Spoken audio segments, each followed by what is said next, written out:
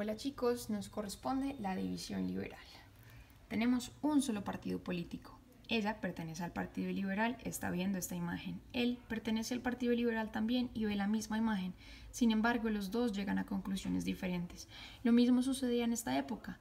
Al interior del partido había distintas formas de pensar y conclusiones diferentes a las que se llegaba en cuanto a la parte económica, política y social. Una de las primeras diferencias refería a la expulsión de los jesuitas. Recuerden que los habían expulsado varias veces porque ellos daban prioridad a la autoridad del Papa por encima de la autoridad del presidente, y eso no le funcionaba a los gobiernos que querían ejercer su autoridad sobre todas las cosas. Por otro lado, algunos de los liberales no estuvieron de acuerdo con la abolición inmediata de la esclavitud, puesto que les retiraba mano de obra esclava. Tenemos otra diferencia, y es que no todos los liberales son de la misma época. Tenemos una generación más experimentada, mucho mayor, liderados por José María Lleras, y una generación más radical, joven, liderada por Manuel Murillo Toro. No se pusieron de acuerdo tampoco en el aspecto de cómo debían llevar la candidatura de José María Obando, quien era un líder muy aclamado y estaba postulándose como candidato a la presidencia. José María Obando nació en el Cauca. Peleó en su vida a favor del ejército de la corona española. Luego peleó a favor de los ejércitos independentistas de la mano de Simón Bolívar. Luego peleó contra Simón Bolívar. También peleó en la guerra de los conventos o la guerra de los supremos, que ustedes ya conocen. Y luego estuvo a favor del Partido Liberal. Es un sujeto muy particular. En este caso tuvo el apoyo de los artesanos en 1852 y 53 porque prefería el proteccionismo, y los artesanos sabían que eso haría que los impuestos ayudaran a que su producción nacional no se viera tan afectada. Estos cuatro factores generaron tensión gigante en nuestro país, y el resultado fue la creación de dos grupos. Por un lado, los radicales, que apoyaban a José Hilario López, el libre cambio y la separación de la Iglesia y el Estado.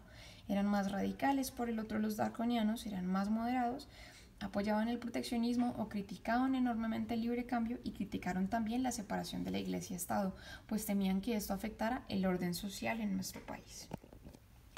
Para 1853 es elegido como presidente José María Melo, quien reforma varias de las cosas que se habían hecho durante el gobierno de López porque las considera excesivamente liberales. Y uno de los eventos que va a desatar una guerra civil o la mayor tensión en este momento, a mediados del siglo XIX, es el que tiene que ver con el ejército. Después de la independencia y después de la campaña libertadora, cuando estábamos en la Gran Colombia, el ejército de nuestro país era aproximadamente de 30.000 hombres, pero la población era de 1.350.000. 30.000 hombres en un ejército era demasiado grande, entonces se buscó reducirlo porque había muchos gastos militares y ya no había necesidad, porque no estábamos enfrentando grandes guerras como las que tuvimos durante la época de la independencia. En este momento el ejército contaba con 1.500 hombres y se dispuso que fuera menor, que pasara a 800, y esto generó un gran descontento en el fuero militar.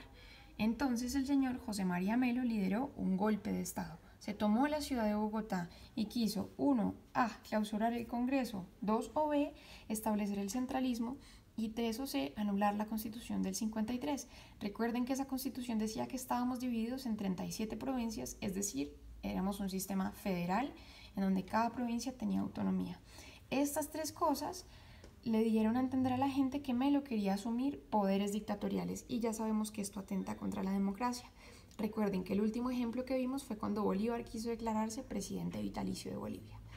Entonces, frente al miedo de tener un dictador, ¡pum!, se desata una guerra civil en el 54 entre constitucionalistas, o sea, los que apoyaban la constitución hecha por José Hilario López, y los dictatoriales, que eran los que apoyaban a José María Melo, entre ellos muchos artesanos que se alzaron en armas para hacer parte de su ejército.